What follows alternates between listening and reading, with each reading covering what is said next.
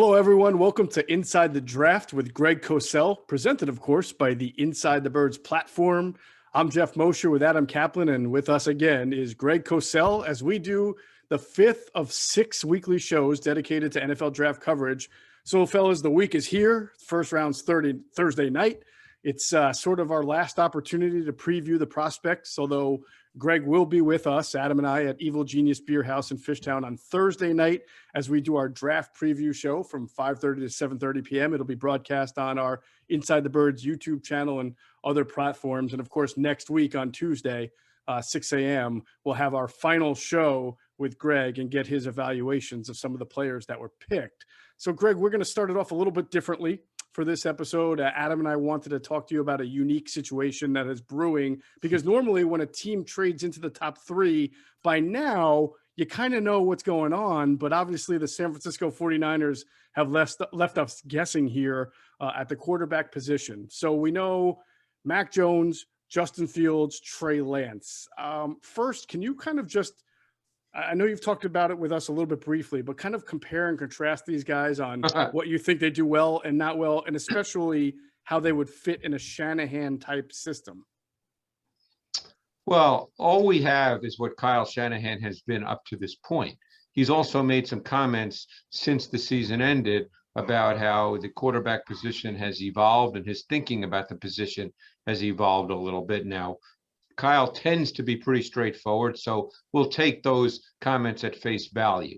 But as far as film, what we have with Kyle Shanahan is an offense that starts with the quarterback under center, starts with the run game as a foundation, and what follows is the play action pass game, what I would call the conventional play action pass game, meaning the quarterback is under center.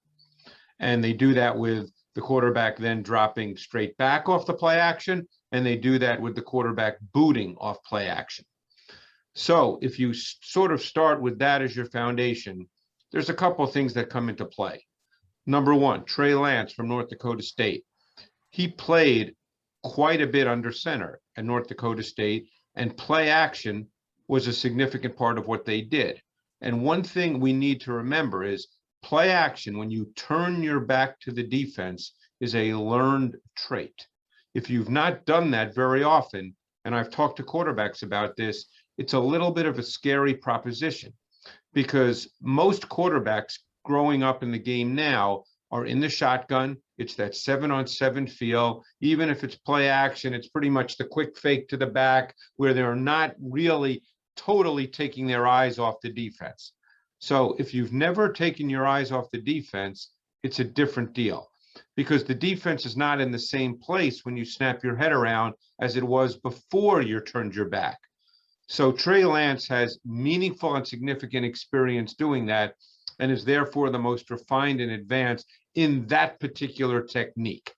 So if you just look at that, you could make the argument that he fits a Kyle Shanahan offense. Because of his movement ability and high level athleticism, he certainly fits the designed rollout pass game as well. Mac Jones has very, very limited experience in a conventional play action pass game. All quarterbacks who play in the gun in college do have play action experience. It's just not where they're under center.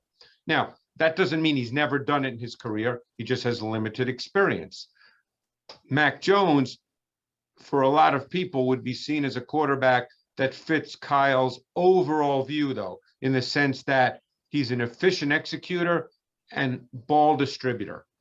That's what Kyle's offense is. Kyle has great conviction in his ability to scheme and defeat the defense with his pass game concepts that work off run action, that don't necessarily have to work off run action, but just has great confidence in how he's able to break down defenses, put particular players in the defense, particularly when they're in zone, put particular players in conflict. That's one of his overriding principles. If it's zone, there are players that have both a run and a pass responsibility. You put them in conflict. Or it's a player in coverage that has different areas that he has to respond to based on the routes. So you put him in conflict. Kyle has great confidence in his ability to do that. Mac Jones fits the quarterback mold of he can understand all that.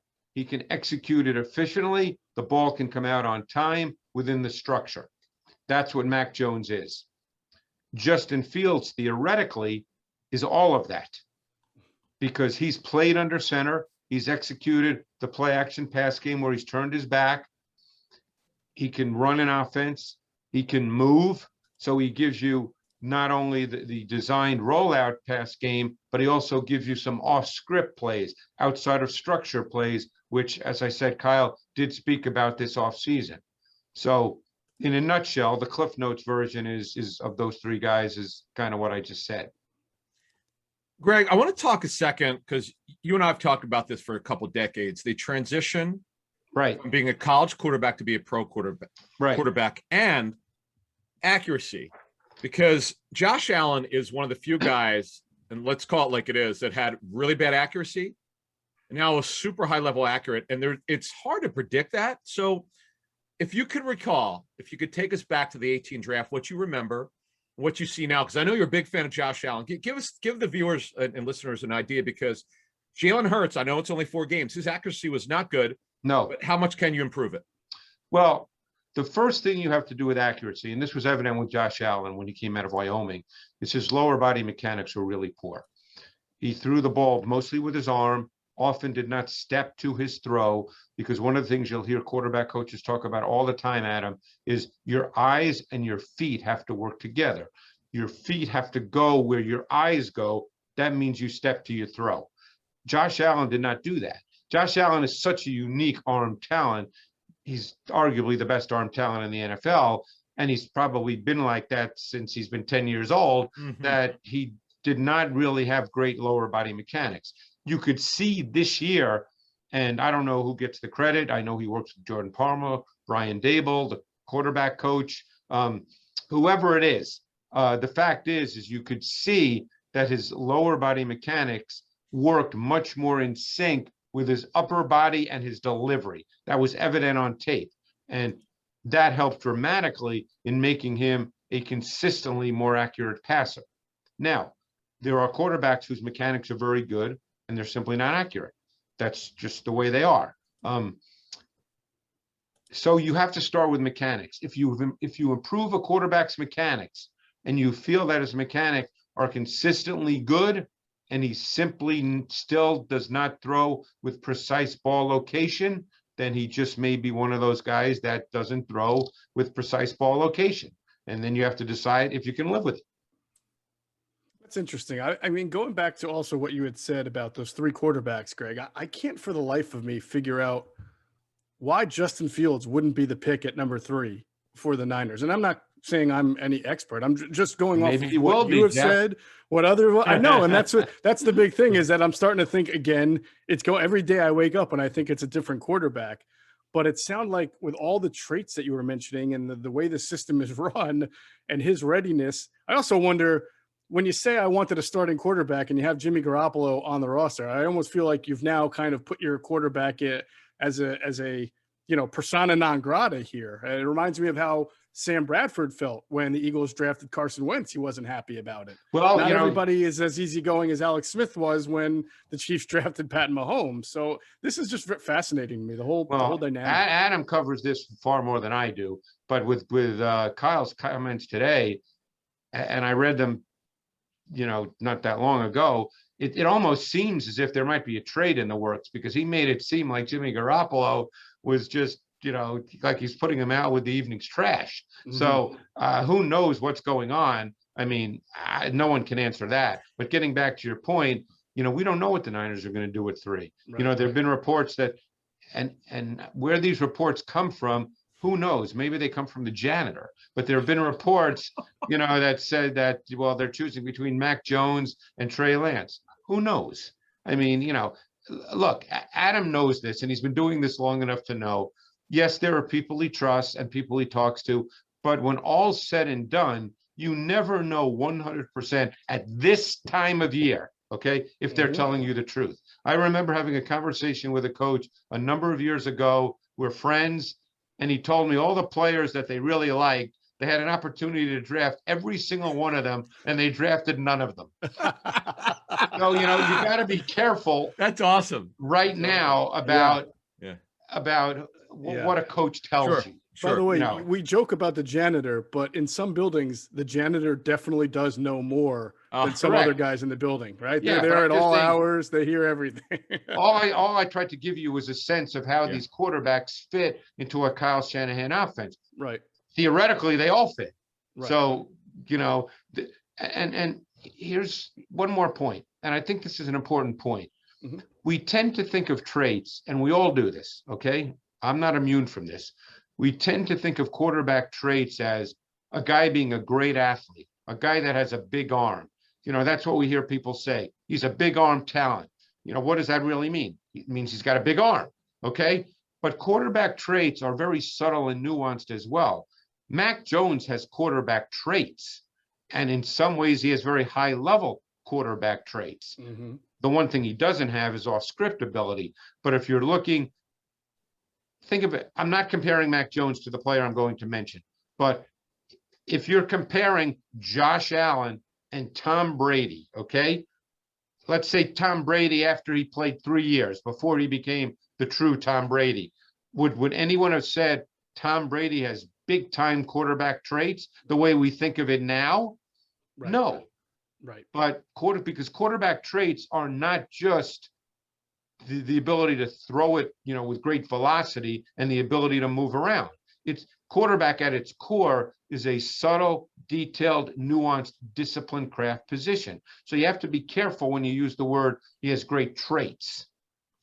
Greg, one follow-up. I had a GM tell me recently, he said that if you graded the top 5 quarterbacks, he said by far Trey Lance has the longest to go in terms of being ready. Now, we know no quarterback's a finished product. We get all that when they get there. Now, based on your tape study, do you think that's accurate in terms of you've studied their tape? And I know Lance only had the one game this season, but in terms of what you saw on tape, grading those quarterbacks, those 5 guys, is that accurate? Is he a guy that it's going to take a little bit longer based on your tape study? Well, that's an interesting thing to say, because I wonder if that comes from his level of competition, because like I said, he executed the play action pass game more than any of these quarterbacks. From what I understand, okay, he did a lot at the line of scrimmage. He was given a lot of freedom at the line of scrimmage.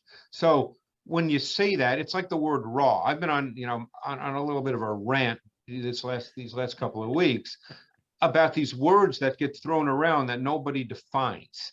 And I'm not disagreeing with the GM, okay, because I'd love to hear what he ultimately means. And I don't know, so I'm not knocking, what the GM said. Yeah. Maybe if he was on this Zoom, he'd say, here are the 3 things I'm talking about. And I'd go, hey, yeah, you're 100% right. Right. But I since I don't know what he means, I don't know exactly how to answer that. He obviously played it in a lower level of competition.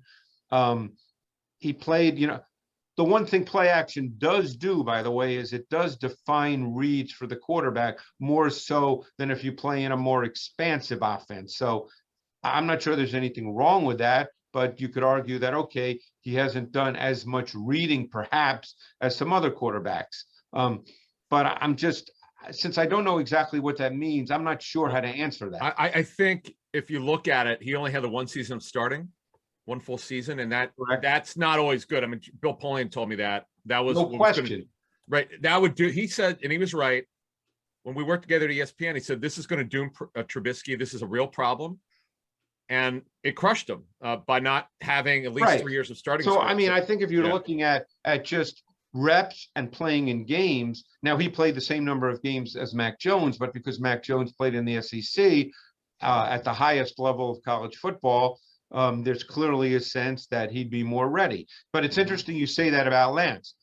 He's saying Lance is the least ready to play now, and I've heard a lot of people say Mac Jones is the most ready. Correct. So my question is, why is Mac Jones, and I'm not trying to be sarcastic here, why is Mac Jones the most ready with the same number of starts as Lance? Now, is it because people believe he played in a system that did more? Is it because he played in the SEC?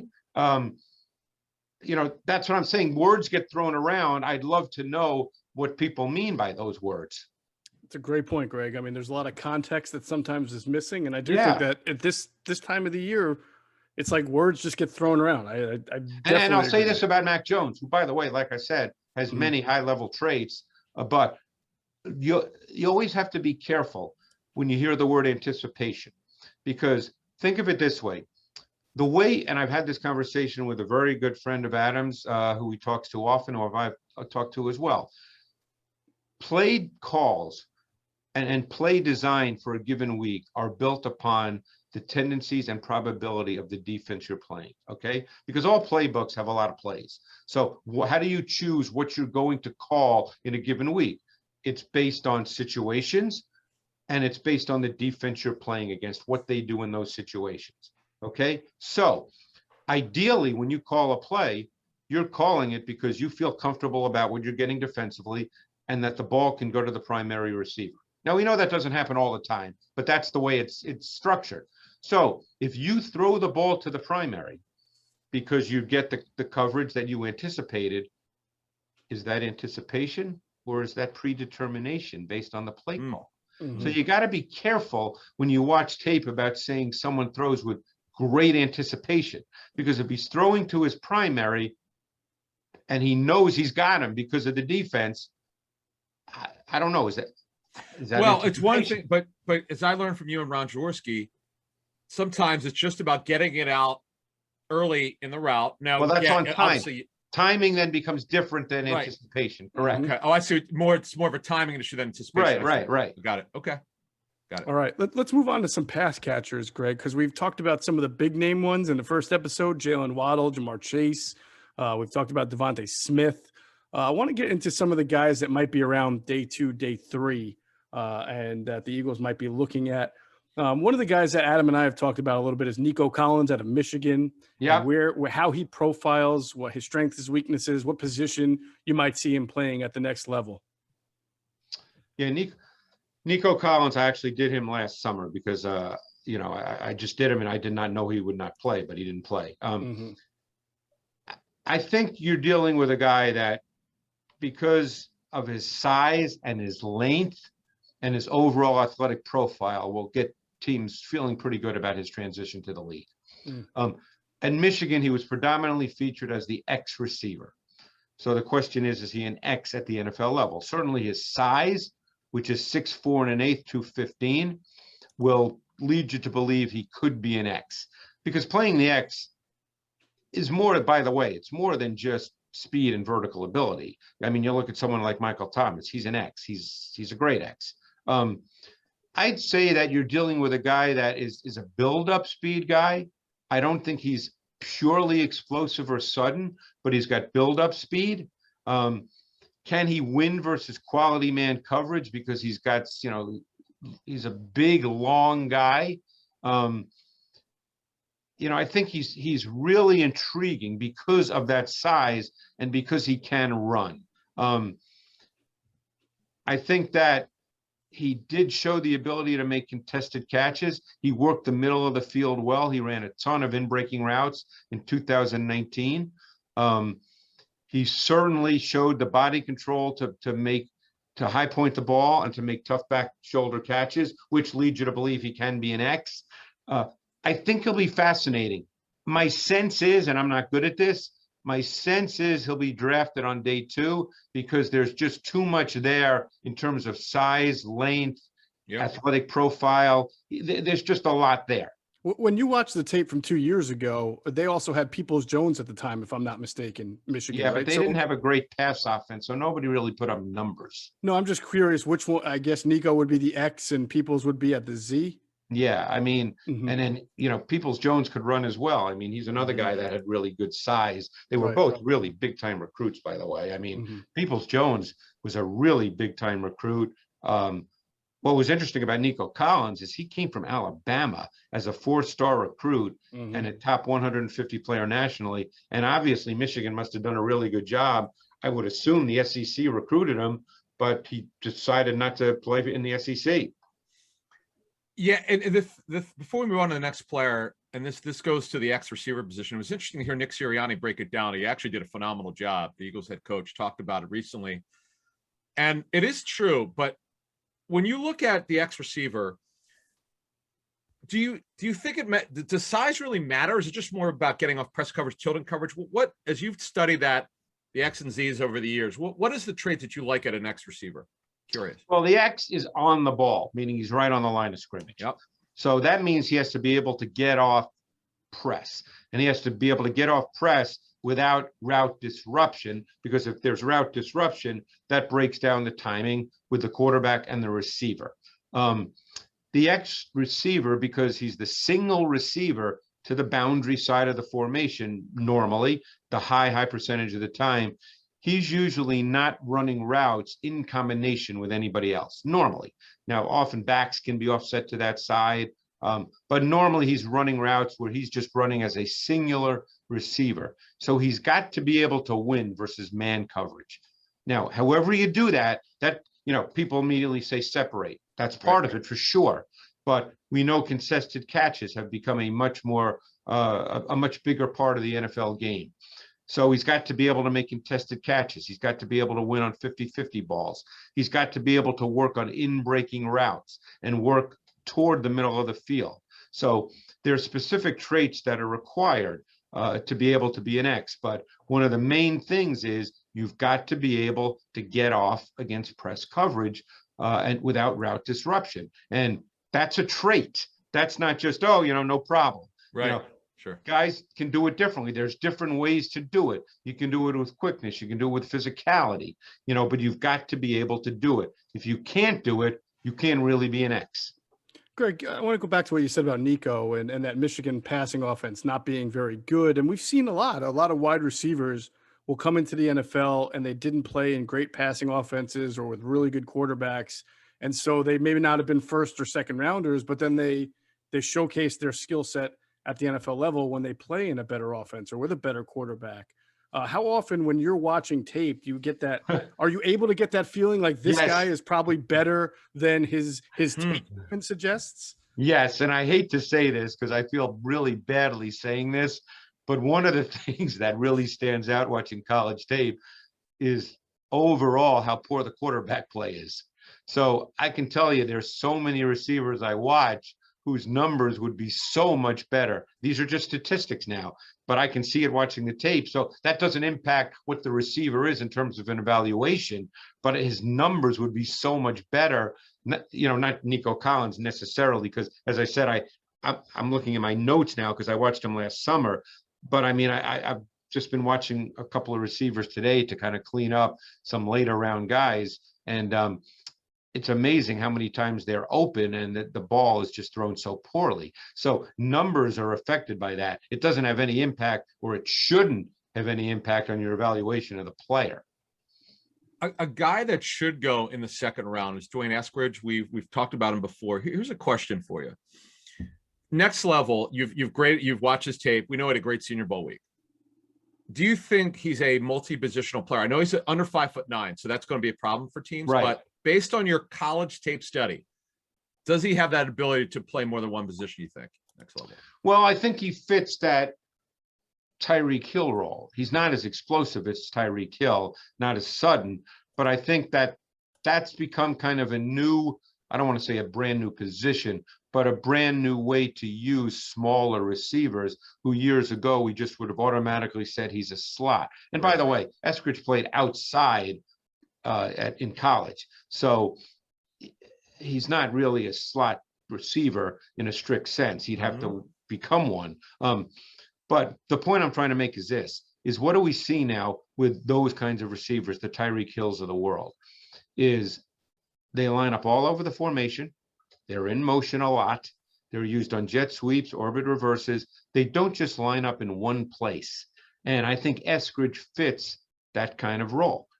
Can he do it? I can't answer that because I'm sure that requires a pretty good understanding of the offense and what you're asked to do. So I don't know Dwayne Eskridge. But, you got to remember one thing about him is he played defensive back. He just became a wide receiver full time in 2020. So to me, he's an ascending prospect.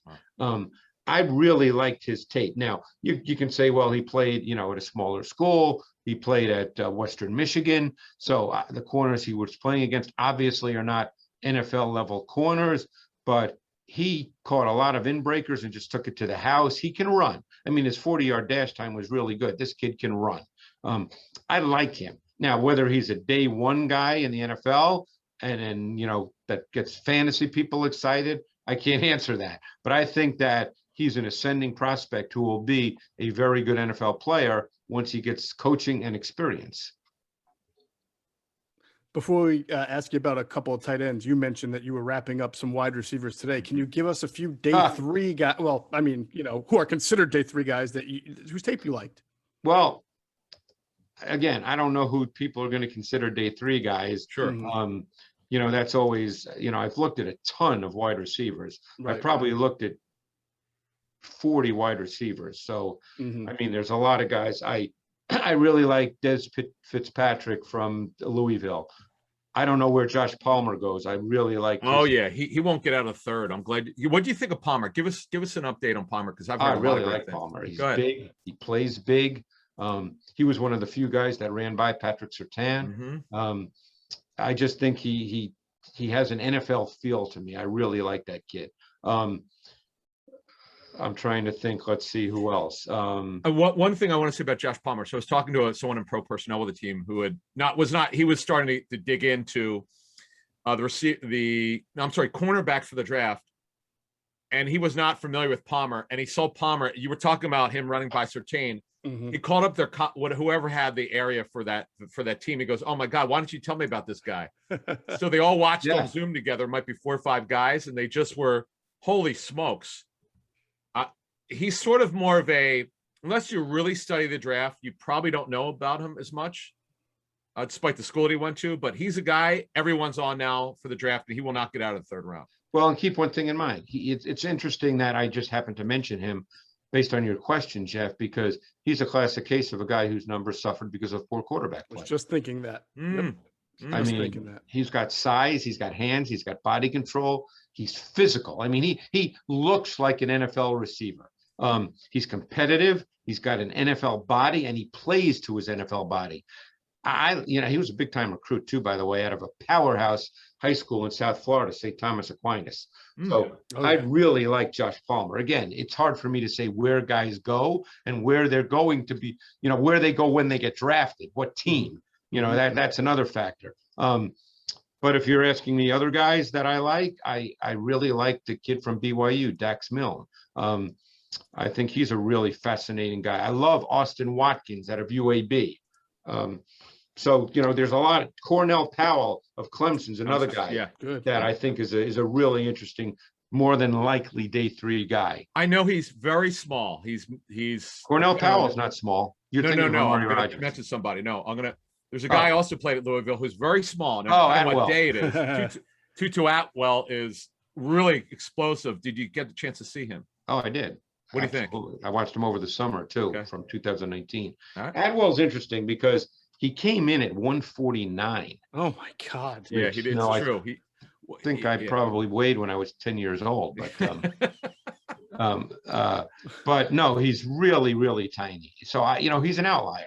So again, he's a classic case of you have to decide what is he. But another guy who's probably one of those guys you got to integrate into your offense in terms of movement, but he's so small that I wonder if he's ultimately a gimmick. You know, I don't know. I mean, he was listed at 165. He came in at 149. Now, when he was listed at 165, he was actually the same size as Hollywood Brown, and Hollywood Brown was a 1st-round pick. But 149 is significantly less. One little scouting note. I had some people in scouting tell me that the one issue that they're having with these heights and weights, one person measures them at the pro day, and then you see when he gets measured another time, his weight, a guy's size could be much different. So yeah, it's not being as consistent on the heights and weights as teams are expecting. So I wonder. We know Atwell's small. We know look, you're dealing with a guy that has dynamic explosiveness, both vertically and run after catch. He's got elite game-breaking speed. So now the question is deployment. How do you use him? Right. How do you use him? And so that becomes the issue. You know, that's a hard question for me to answer because different coaches see that differently. Right. All right, let's talk about tight ends, Greg. We know that Kyle Pitts is more than just a tight end. We've talked. He's good, and we also know that after Kyle Pitts, the tight end class has a pretty big drop off. I would like you to compare the skill set of a Pat Freiermuth from Penn State to that of a Tommy Tremble from Notre Dame, if you can.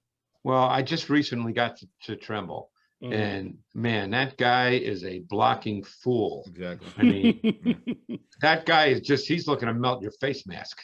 I love that. I think that after Pitts, I think he's the most intriguing tight end prospect in this class.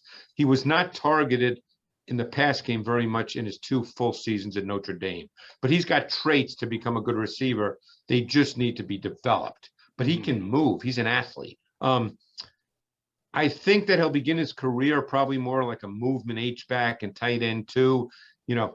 I think of teams like the Jets, okay, that are now in the Kyle Shanahan offensive mode. Is he a Kyle Juszczyk who's far more athletic and is a better receiver, but starts off in that kind of role?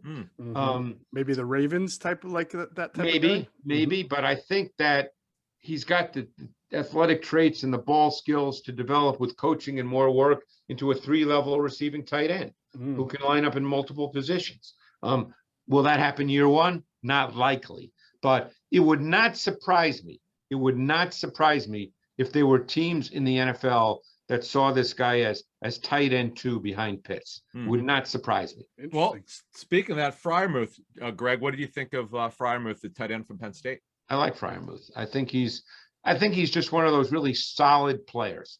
I think that he improved his play. He didn't play a ton this year due to injury, not due to COVID, due to injury. Obviously, the Big Ten didn't play a lot of games. I think he only played 4 games, but I thought his blocking improved because I watched him last summer from 2019. I think he's got good size. I think he runs routes well. He's very good on 3rd down and in the red zone. And those are 2 really important elements of NFL games. I think, can he be a boundary X at times? Yes, because so many tight ends are now boundary X tight ends. I think you'll see him in that role as he gains experience.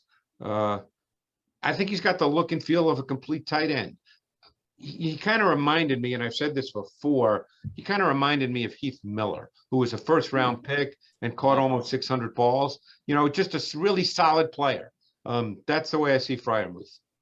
Any other tight ends that may stick out to you as complete, or if with a little refinement, you can see them being one of those it's not 3-level guys? It's not a great tight end class, but I think that Brevin Jordan is an interesting prospect. He's athletic. He's really good run after catch. I think Hunter Long out of Boston College is similar to Freiermuth, maybe just a notch below, but a very similar type player who has complete tight end traits, who would probably start off as a tight end 2, but depending on the team, could become a tight end 1. Then it becomes volume, whether you get targeted a lot. I think some might like Kenny Yeboah, who was at Ole Miss, a Temple transfer, showed some vertical ability. So tight ends will be in the eye of the beholder, what you're looking for within the context of your pass game and your overall offense. All right, let's move the running backs, Adam. I know you wanted to ask him about a few good running backs.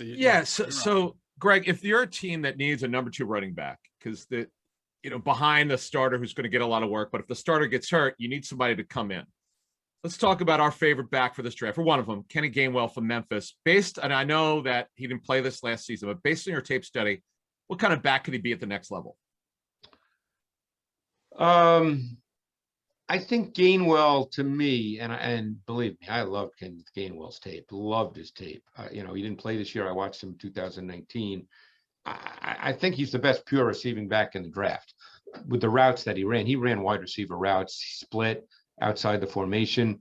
I don't know if he's a true foundation back. So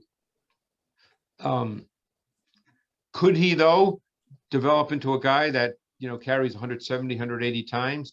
He's not Kamara in terms of athleticism and explosiveness.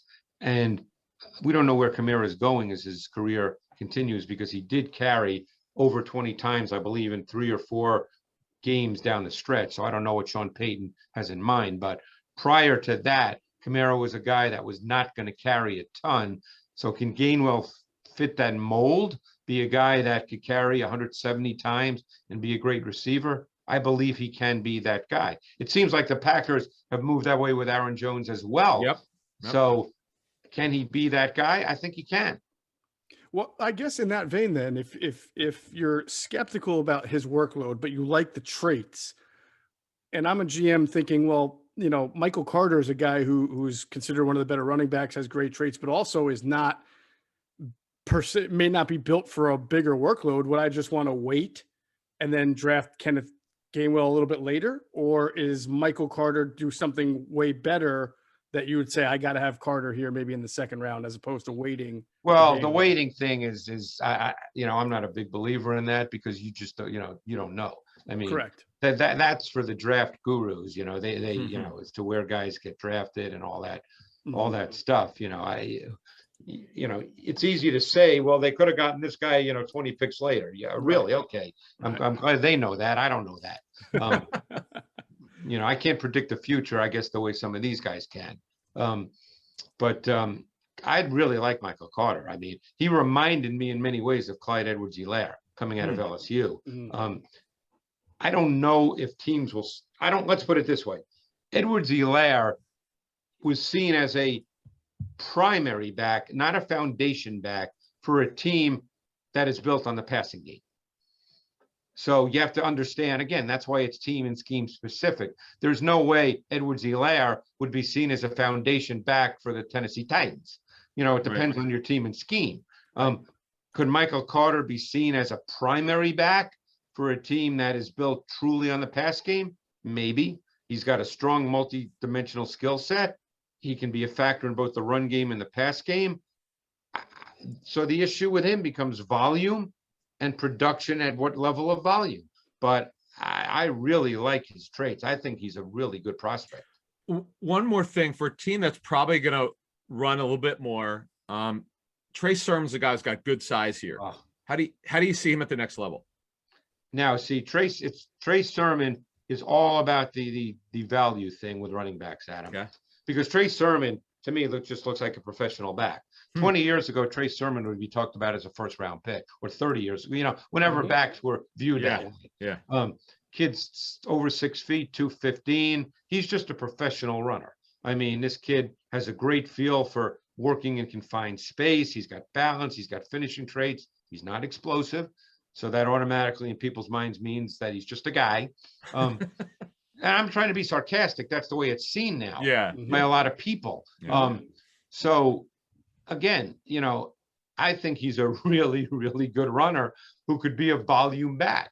But how many teams, if you start going down the list, are going to do that? I don't know. Maybe it's moving in that direction. You know, maybe if the Steelers drafted him, he'd be the guy who would carry, you know, 20 times and be the guy. Because don't forget, I know James Conner's not there anymore, and for whatever reason it didn't work, but there was a stretch of 4 games early in the season where he averaged about 18 carries a game and did well. Then he got hurt, then things changed, and, you know, I can't speak to what happened there, but, you know, maybe if they got a guy like Trey Sermon, and with Ben, you know, being much later in his career now, maybe they'd say, hey, we want an offense that starts with the running game. I don't know.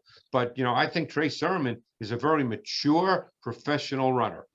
Greg, along those lines, we remember saying about Miles Sanders coming out of Penn State that he didn't catch the ball a whole lot in that Penn State offense, but he's shown you the ability to stretch the field vertically. I don't know that Trey Sermon is that guy, but I do wonder. I know, but can he do you see anything on tape to know whether he can be effective in the screen game or catching dump offs? Well, I will say this.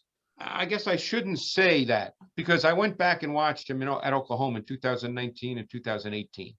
And I thought the Oklahoma tape did show receiving ability. In fact, he ran 8 seam from the backfield, that vertical route that backs run when they're offset. You know, they run that vertical seam route, which we've seen Sanders run. We saw Wendell Smallwood run it when he was in Philly, you know, so I don't want to say he can't be a receiver. He's just not an explosive guy. Miles Sanders is explosive. So, you know, again, there's a lot of guys. Hey, Aaron Jones did not catch a lot of balls in college. He wasn't asked to. Right. So sometimes you just don't know. That's what pro days are for. That's what individual workouts are for. Obviously, this has been a different year because of COVID. So that's a hard question for me to answer. Okay, just curious, but it sounds like you have seen some evidence of him being able to catch. He's I not really like the he's player. not stone-handed or anything like No, that. no. I really like the player as a runner. So now it becomes down to what team drafts him and how they see him. You're not going to draft Trey Sermon to carry the ball. Say, okay, we got our guy. He's going to play 15 snaps a game and get 5 carries. That's not Trey Sermon. Right. Okay, let's move on. We'll finish it up with some defensive backs, day 2, day 3 variety. I'm going to throw a couple names at you, Greg. You don't have to evaluate all of them to the fullest, but maybe you tell me which one you think stands out. I'll give you the cliff notes. Yeah, there you go. Benjamin, I hope I'm pronouncing this right. St. Just from Minnesota, and Aaron Robinson, UCF, and I'm definitely going to butcher this name, Ifatu Melanfonwu from Syracuse. I'm sure I butchered that really badly. Well, the first 2 guys are players I really, really like. Mm-hmm. I like Benjamin St. Just a lot. He's over 6'3", okay, which is very rare for corners in just in general. I mean, you don't see a lot of corners 6'3". He's got a lean, linear body. He's a smooth, fluid athlete. Got really comfortable movement traits. I liked his tape a lot. I think he can play on the outside in any coverage scheme, and long corners are in demand against bigger receivers.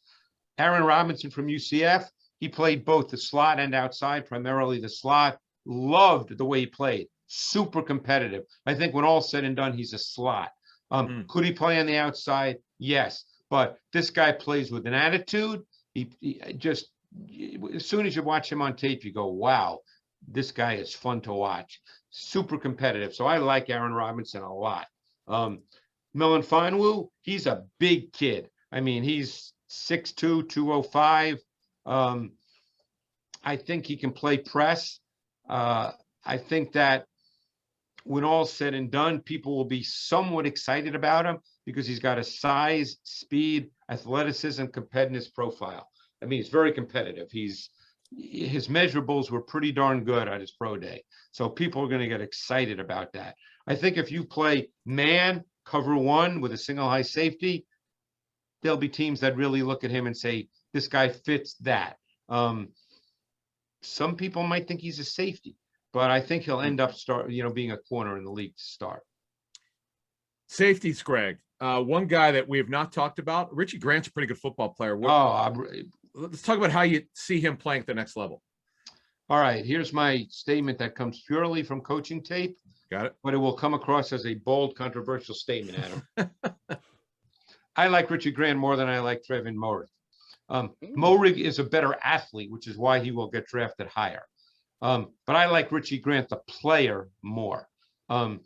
He's another guy, he's not twitchy and explosive, and that's why he won't be seen as that guy. But he played with competitive toughness. He's played with incredible intensity. I think he's terrific near the line of scrimmage. I don't think he's at his best as a post safety, but he can play it. He reminded me in some ways of kind of maybe a better, I don't know yet, but a better Jaquiski Tart, who's a pretty good player. Yeah. So the more I watched Grant, the more I liked him as kind of a complete multidimensional safety. Some post-safety athletic limitations, but can play there. Well, if he's a top 40, then the Eagles probably aren't going to touch him, of course, because he's a safety. So we can just move on to some other guys. That's my historically they haven't done it. Right? Yeah. I know one of these days they're going to do it, and they're going to be like, "Oh, Geoff, you knock us all the time," but I'll believe it when I see it. How about Javon Holland and I always get the tough names, Hamza Nasruddin. Nasruddin. Okay. Yeah. Holland played a ton of slot at Oregon. I think he's a safety. I don't think he's a slot. Mm-hmm. If you view him as a safety, he's a really good prospect. He's got great ball skills. I mean, I think this kid's a really, really good prospect as a safety. I mean, you're dealing with a guy that he's got good size. He's got really good athleticism. I think he's kind of a strong safety. That's the way I see him. If you play cover 4, which, by the way, the Eagles are going to play a lot of now, then I think he's a really, really good prospect in a cover 4 defense. In some ways, I kind of thought of a Malcolm Jenkins kind of player. I think he's that kind of guy.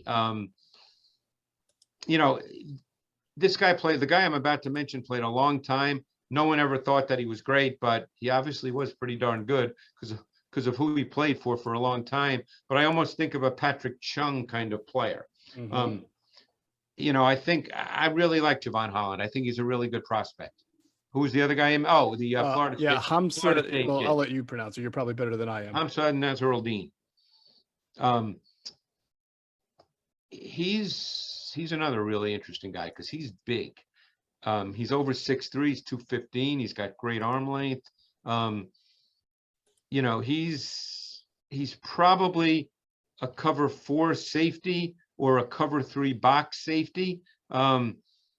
He's probably somewhat similar. And again, it's always hard to say, you know, how people see these guys and whether they think they're exactly these kinds of players. But I think the way the Panthers played Jeremy Chin this year, the way the Chargers have deployed Derwin James, he's kind of that guy. Interesting. Good stuff. That's a Excellent. good note. Good Yeah, note. Man. I like Good that. note. I think that's going to do it. We're going to put a bow on this. That has been episode 5 here of Inside the Draft with Greg Cosell. The next time you hear from all 3 of us will be Thursday night, 5:30 p.m., our NFL Draft preview show at Evil Genius. So I look forward to doing 2 more hours of breaking down this singular event that we spend a lot of time, you more than anyone else, Greg, on. And then, of course, next Tuesday at 6 a.m. will be our final episode where Greg will help us break down the guys who were drafted. So thank you again, Greg. And for Adam Caplan and Geoff Mosher, you've all been watching Inside the Draft with Greg Cosell. Catch you on the next one.